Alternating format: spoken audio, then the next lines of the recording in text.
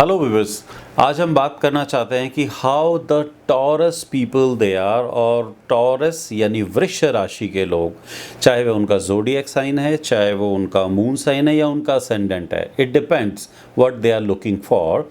But अगर उनका कहीं पे सन साइन, मून साइन या असेंडेंट टॉरस यानी वृष राशि है, तो वो किस प्रकार के इन्वेस्टर्स हो सकते हैं और उन्हें किस प्रकार से, किस टाइम का बेनिफिट लेके, किस टाइप का बेनिफिट लेके अपने आप को इनकम या वेल्थ के अंदर कन्वर्ट करना है। देखिए, सबसे पहले तो जान लेते हैं what are Taurus. Basically this is a earth sign, this is a money sign, so there is no money manager better than Taurus sign. They know the language of the money, यानी पैसे की भाषा ये लोग अच्छी तरीके से समझते हैं।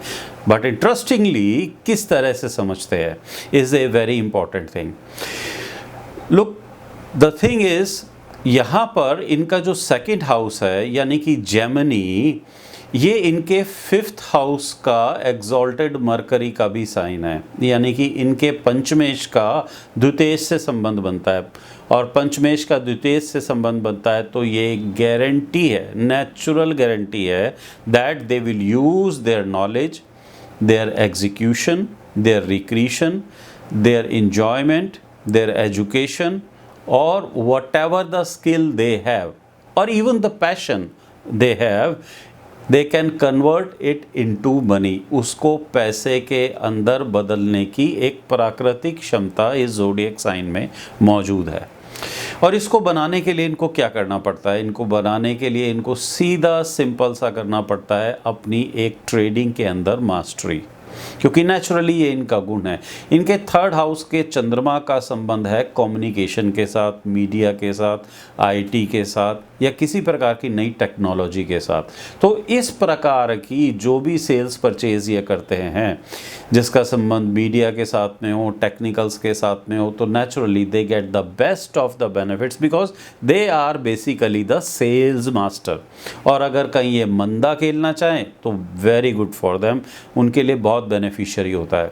यहाँ पर इनका जो नाइन्थ हाउस होता है वो सैटर्न के साथ कनेक्टेड रहता है। ये मून और सैटर्न की जो कॉम्बिनेशन इनके हॉरोस्कोप के अंदर बनती है, शास्त्र कहता है कि ये कंटकशनी योग है या अनफा योग है या पुनर्फु योग है, यानी कि अब इनके पास मनी जनरेटिंग के बहुत सारे आइडियाज़ आएंगे, बहुत सारी ट्रांजैक्शंस आएंगी, not only one, many of them. So what they have to do, they have to now build a consistent trading system since their personality is very consistent. तो वो हमेशा ये चाहेंगे कि वो एक अपनी स्ट्रेटेजी को निर्धारित करें, और ऐसा उनको करना चाहिए कि वो अपने आप में एक कंसिस्टेंट बिहेवियर को इस्टेब्लिश करके उसी स्ट्रेटेजी के ऊपर लगातार बार बार एक्ट करें। तो दिस इज़ देयर की of success in their horoscope, यहीं पर उनके भाग्य की चाबी है।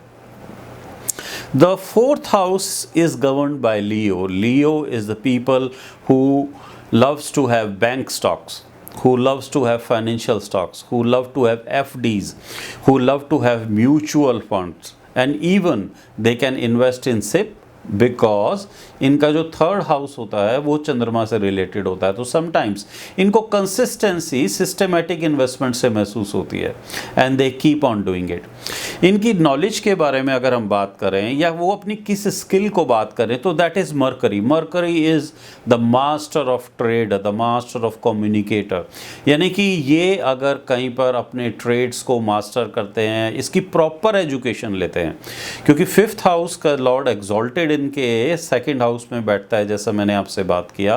तो यानी कि अगर ये proper training, education, knowledge, degree के बाद अपनी इस मल्टीपल थ्योरी को कहीं पर बाजार में आजमाते हैं तो definitely they are the best people who can generate money. And their tenth house is governed by Saturn, और शनि का यहाँ पर जो प्रभाव होता है ये इनको बहुत प्यारा होता है because Venus has a very great affinity with Saturn. यहाँ पर एक तरीके से गारंटी भी सेट हो जाती है, क्योंकि यहाँ पर पहले वीनस और वीनस के बाद मरकरी और मरकरी के बाद सैटर्न आने के बाद एक चीज़ की लगभग गारंटी होती है, if they follow this consistent plan, लंबे समय तक चलने वाली स्ट्रेटेजी को अगर ये टाइम टेस्ट करके देखेंगे, और आप देख सकते हैं कि यदि आपने इसी स्ट्रेटेजी को मास्टर किया, एक स्ट्रेटेजी को मास्टर किया और उसको लंबे समय तक आपने ट्रेड किया, तो आपकी जो सफलता है उसके चांसेस आपके पास मैक्सिमम बन जाते हैं। And how they gain from, they gain from their past experiences, because mean राशि इनके 11वें आती है।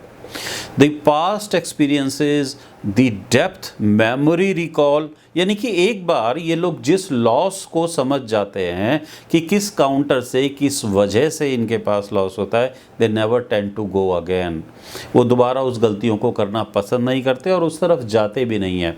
the only thing is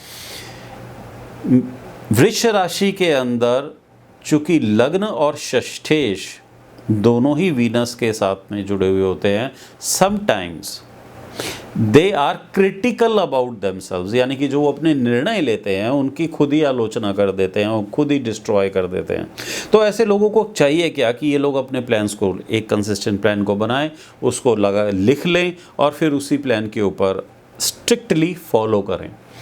अब हम बात करते हैं कि इनको नुकसान कैसे हो सकता है। इनको नुकसान हो सकता है इनके 12th लॉर्ड मंगल के कारण, यानी कि रैश डिसीजंस के कारण, यानी कि स्पॉन्टेनियस डिसीजंस के कारण।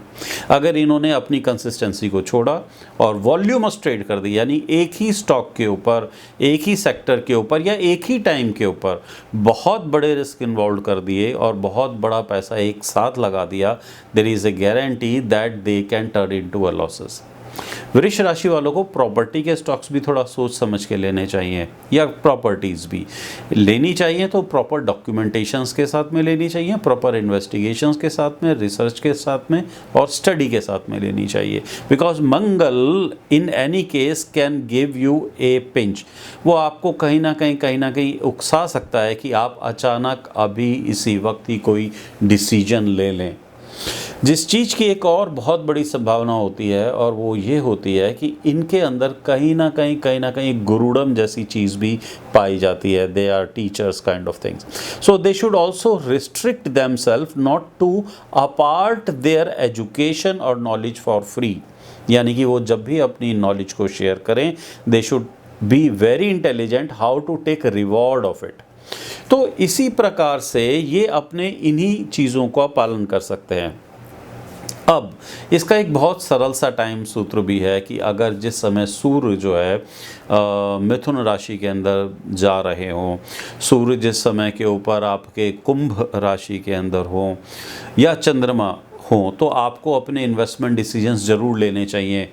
ये आपके लिए फ़ायदेमंद हो सकते हैं। और ऐसे सीज़ जहाँ पर कि सूर्य आपका मेष राशि के अंदर है या फॉर सम रीजंस वृष राशि या तुला राशि के अंदर या धनु राशि के अंदर जिस समय की सूर्य की गोचर हो रहे हैं और ट्रांजिट के अंदर सूर्य यदि आपका सही पोजीशन में नहीं है या नक्षत्र स्वामी सही पोजीशन में नहीं है, तो आपको अपने ट्रेड डिसीजन से बचना चाहिए।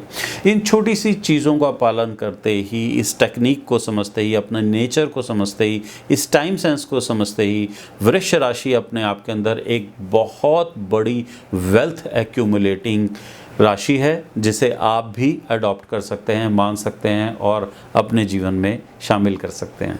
इसी प्रकार सफलता को प्राप्त करने के लिए आप ज्वाइन कर सकते हैं हमें आचार्य अनुज एस्ट्रो टेक्निकल एनालिस्ट।